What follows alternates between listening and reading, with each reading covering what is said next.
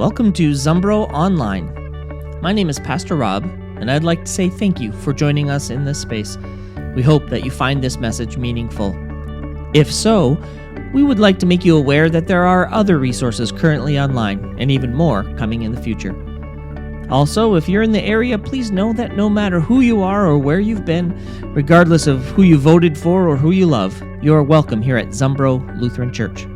If you'd like to financially support this ministry, simply go to our website, click on the Give button in the upper right-hand corner, click on the Give Now button, and select the radio and stream sponsors option on the drop-down menu. Thank you again for joining us here in this space. And now, on to the sermon. November 19th, 2006. Dates stand out to anybody? Anything? Well, I'm about to give you a story, a consumer or pop culture story that I've used before in actually a couple different settings here at Zumbro. So if you may have heard this before, but to be honest, it works quite well for what we're about to dive into. So before I reveal what that date is all about, at first I want to talk about our kind of Western and American and consumer culture, right? We live in a world. We support a culture, whether we are aware of it or not. We kind of completely buy into this culture of everything that comes next being a little bit better than what came before it, right? Everything kind of steps up a notch, and that's kind of how capitalism and consumerism and all that works, right? Whatever you did first, the next one's going to be that much better, right? Version 2.0. And then, of course, the next one is 3.0, and it's just a little bit better than what came before it. The best way for me to talk about this is first ask this question before we go to the next slide. How many here are into or have been into video games? Okay, how many of you had kids that were into video games? All right, now we're all there.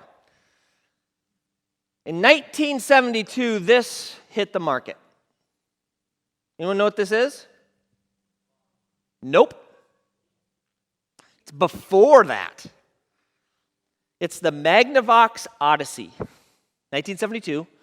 And it looks like it's a color TV, but by the way, that's not a color TV. This was the first video game console to hit the market, and that TV, what it is there's really almost nothing on the screen except for one square that moves, and that is a transparent overlay to make it look like it's a court, and the screen just projects white on the other side of it, bright enough so that box comes through. That's how they made it look color, and that the characters, the tennis players, are just static on there. It's just an overlay. So every game you'd get a different color or a different court, and you'd put it on the screen, and then some box that represented a ball or something like that would go on the screen. Very strange, right? But early, nothing like this had ever existed. You couldn't buy video games for the house, let alone video games anywhere. And then in 1975 came Pong, right? And basically what Pong was, anyone remember Pong? Yeah, right? You had these two things and dials on the side, and it moved the bars up and down to make sure the ball bounced between. And it was a little bit better. Right, it was just a little bit better because of how the controllers worked and all that. And so that was a step up. But then a big leap happened. 1977 was Atari 2600. All right, who had the Atari 2600? Still have one. Amen, brother. Now you're preaching. Good job. And this was a huge leap forward. Multiple colors on the screen, different sounds. That was a whole step up. Cartridges that you could get all kinds of games, multiple players with this is what everyone played with. I mean, we would go home from school just to get somebody's Atari 2600 and play games all day long. Let's hear it for Defender. Anybody? Right? Asteroids. I mean, that's what you'd play these games on. And then another, little bit better, a little bit faster, a little bit better graphics came out, which was the Nintendo Entertainment System in 1985. All right, how many had this? Mike Tyson's Punch-Out, Zelda, right? I mean, these are classic games that we wasted entire weekends playing. Because this was a little bit better than the Atari 2600, a little bit faster, a little bit brighter, a little bit better sound. And then in 1989 came the Sega Genesis. Again, this was hugely different because it was so fast, and everyone played Sonic on this game. That was the big game, Sonic the Hedgehog, and it was really fast. The guy would roll forward, and graphics would spin past you really quick. This was a huge leap forward. And then after that was the Sony PlayStation in 1995, and then the PlayStation 2 in 2000, and every one of these got faster. They got better sound, they had better graphics, right? I mean, it's just one up, 2.0, 3.0, 4.0. You see what I'm saying? Everything's just a little bit better. And then, of course, Microsoft had to jump in the game with the Xbox in 2001. To start competing, and that was just a little bit faster, just a little bit better. And then on November 19th, 2006, all these games were better than each other. Every console was faster. Every console had better graphics. They just kept one-upping each other. And then came the Nintendo Wii in 2006. And what's fascinating you have this decades of history of video games, everyone a little bit faster, everyone a little bit quicker, everyone a little bit better graphics with more games, and all those things that makes it just a little bit better. Nintendo Wii comes along, and in the first 5 years of marketing, 2006 to 2011, Nintendo Wii sells almost as many as both other versions combined, PlayStation and Xbox. Not quite, but almost, in 5 years. Nintendo Wii was better at absolutely nothing. The graphics were horrible. The sound was bad. The speed of the games was mediocre at best. It was not keeping up with the Joneses, if you will. A little bit better, a little bit better, a little bit better, and everyone's selling it. All of a sudden, Nintendo comes out, and it's better at nothing in the video game world, and yet it almost... Well, it does outsell all of them for those first 5 years. So if it's not better, in a world where we value better and we invest in better, and we're all looking for better, the question is why? Right? Why did Nintendo sell more? Before we get to that, we'll have our reader come forward and read the reading for the day. Our reading for this Sunday from the book of Revelations begins chapter 4. After this I looked, and there before me was a door standing open in heaven, and the voice I had first heard speaking to me like a trumpet said, "Come up here, and I will show you what must take place after this." At once I was in the Spirit, and there before me was a throne in heaven with someone sitting on it, and the one who sat there had the appearance of jasper and ruby. A rainbow that shone like an emerald encircled the throne. Surrounding the throne were 24 other thrones, and seated on them were 24 elders.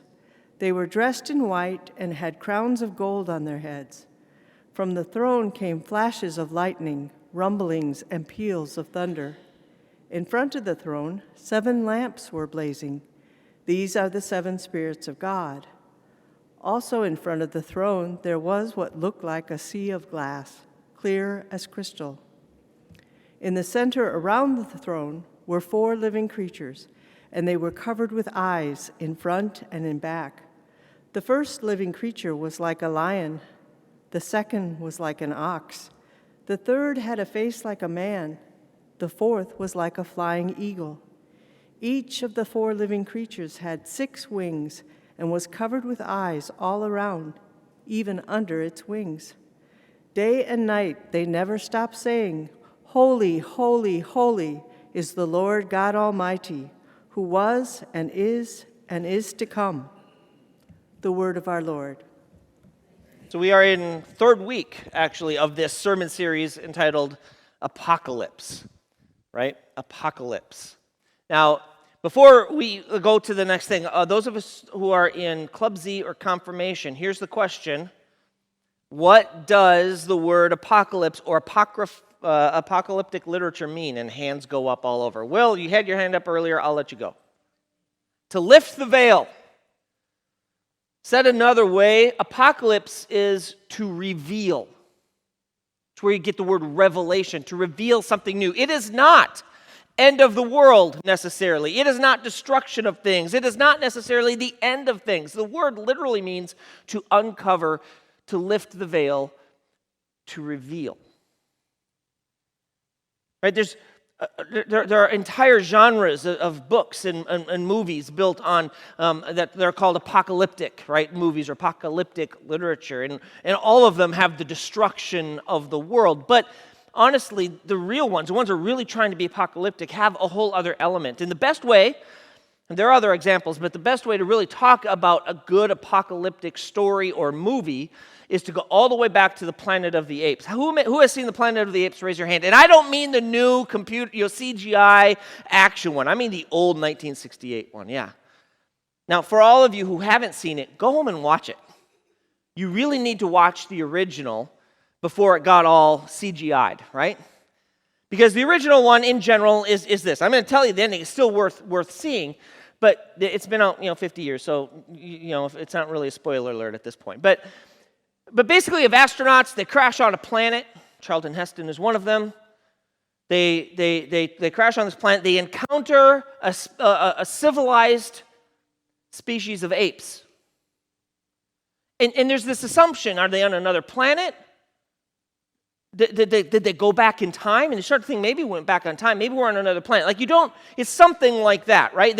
And especially with our arrogant evolutionary idea that we are the superior, intelligent, living creatures on the planet, then it certainly has to be somewhere else, and it certainly might be sometime in the past, because of course, we evolved from apes, right? And so this is what apes must have been, but civilized. We didn't know this, so it was a whole new chapter, but you thought it went back in time.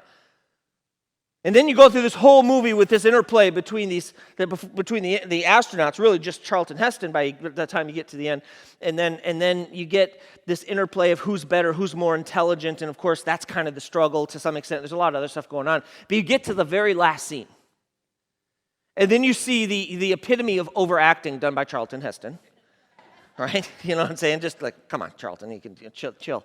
But you see, as he's on this beach, because he's gone to the lands you're not supposed to go, and he's on this beach, just sand everywhere, and you see that look on his face of surprise, weird overacting kind of thing, and then the camera pans, and what do you see?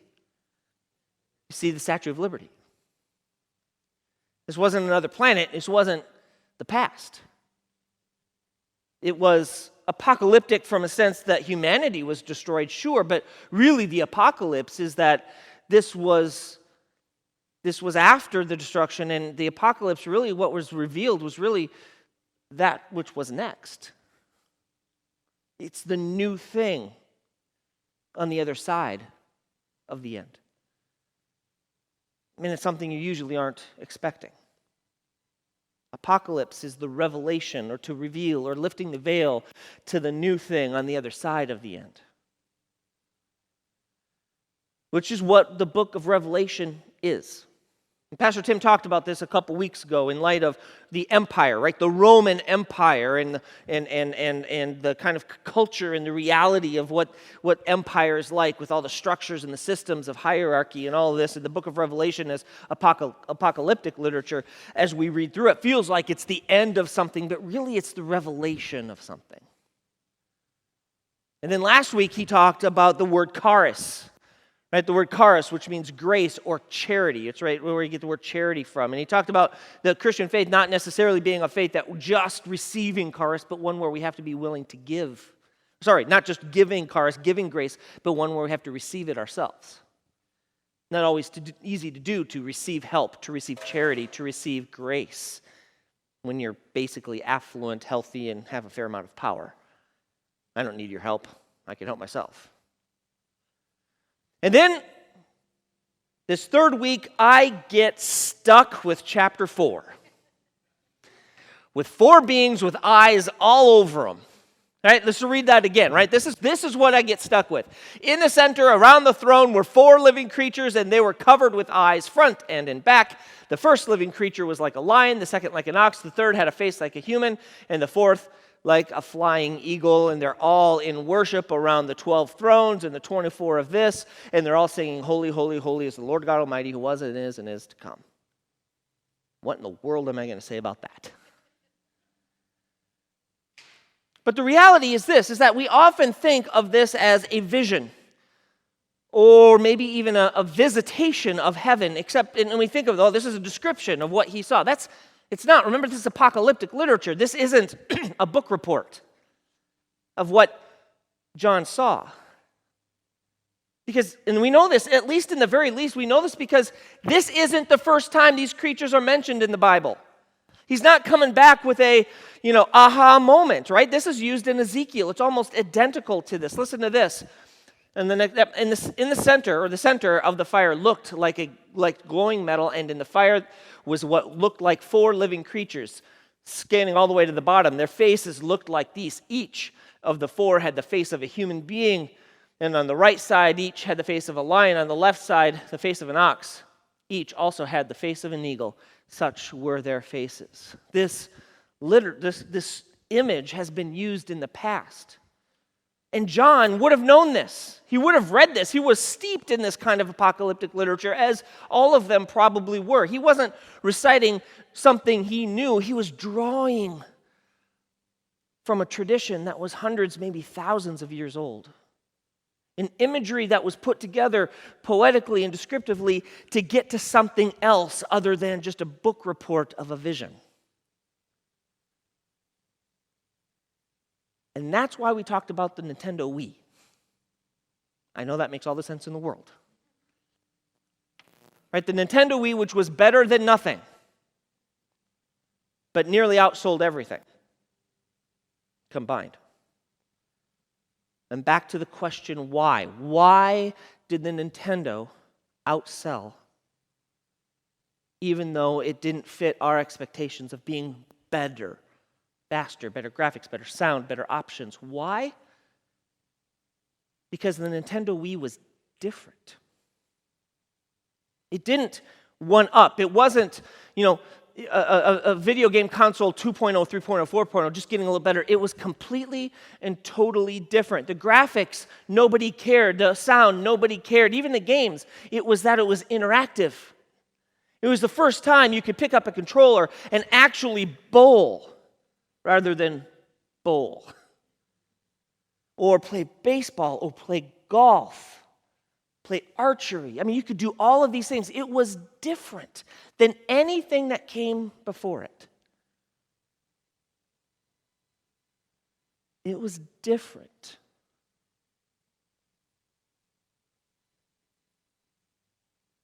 One of the leading Lutheran scholars in the United States is a German-American scholar named Wilhelm Pauck.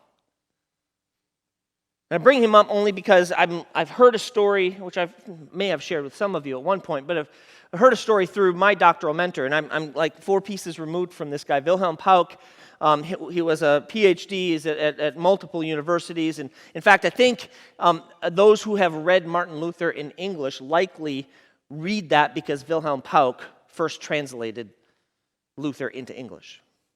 He's like the guy, right? And he was doctoral mentor to a guy named Charles Nielsen, and Charles Nielsen was his doctoral mentor to Leonard Sweet, and Leonard Sweet was my doctoral mentor. So Leonard Sweet tells this story from Charles Nielsen. And the story takes place in 1981 when Wilhelm Pauck is on his deathbed. And he was, back in the day, along with Charles Nielsen, lamenting the decline of denominationalism in America. Sound familiar? 40 years later, here we are with the same conversation, but even then they were talking about the decline of denominationalism. And Wilhelm Pauck, in their long conversation, as scholars do, said as his opinion as to the reason why churches, why denominationalism, why Christianity is in decline, said this: we've lost the imagination to let the mystery shine. We've lost to let the shine. We've lost the imagination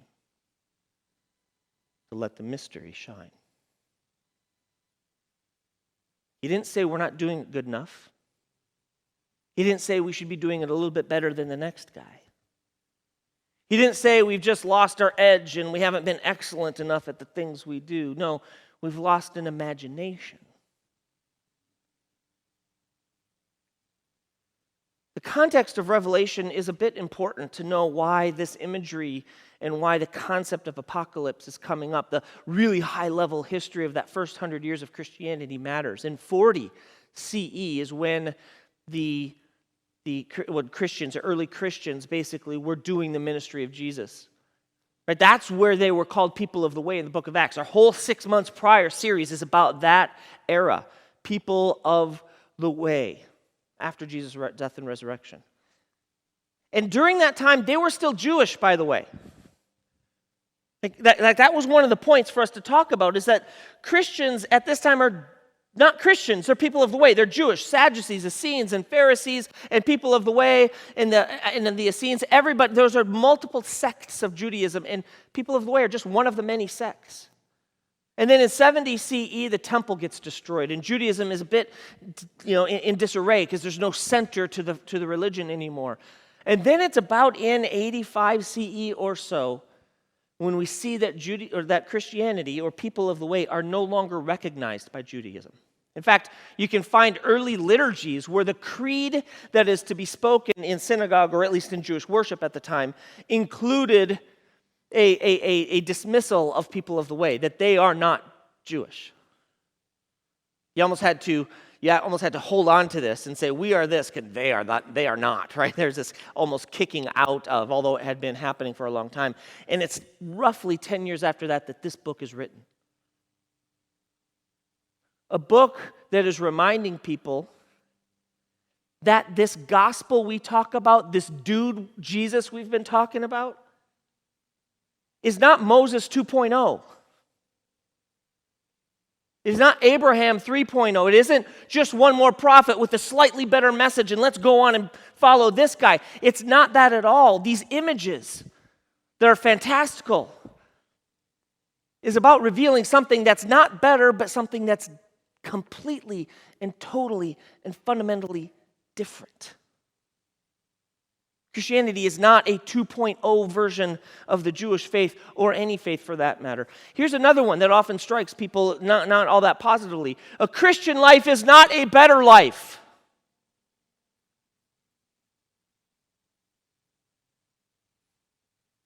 It's not a better life. It's a different one. It's not like we're just 2.0 of some other faith. No, it's not just a little bit different or a little bit better, or a little bit faster, or a little bit cleaner, or a little bit, our laws are a little bit better. It's not even that our God is a little bit better, or God forgives a little bit more. That is not it. Christianity is fundamentally different. And so these images, all the way back to Ezekiel, and even before that, these images go back a long time because those four creatures have meaning. The ox are domesticated animals. The lion are the wild animals. Humanity is civilization, and an eagle represents transcendence. And when you get all of that together, worshiping in the same place around a God who is basically described with the number 12 and multiples of that with the number 24, it symbolizes completeness and wholeness. Not perfection, wholeness. That the wholeness of God is represented with the community of the whole of creation. This is fundamentally different than Judaism. It's fundamentally different than what the Roman Empire wants us to believe, that there's a structure of men and women and slaves. And no, this is something so different because it's an all-in everybody at the same time, that the whole of creation is a part of this holiness. And that what we are called to be a part of as people of the way, as people who are now called Christians, what is revealed is that when we include everyone, when we forgive everyone, when we love everyone, when we show mercy to everyone, that the world that's created isn't just a little bit better. It's fundamentally different.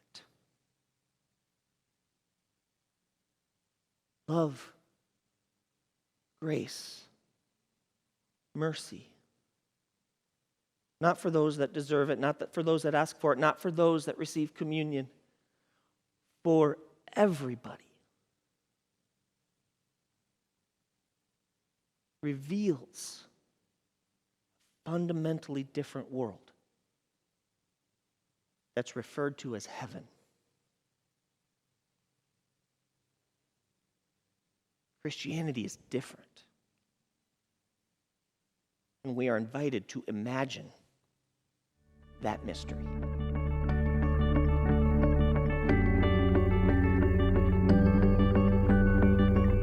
this is Pastor Rob.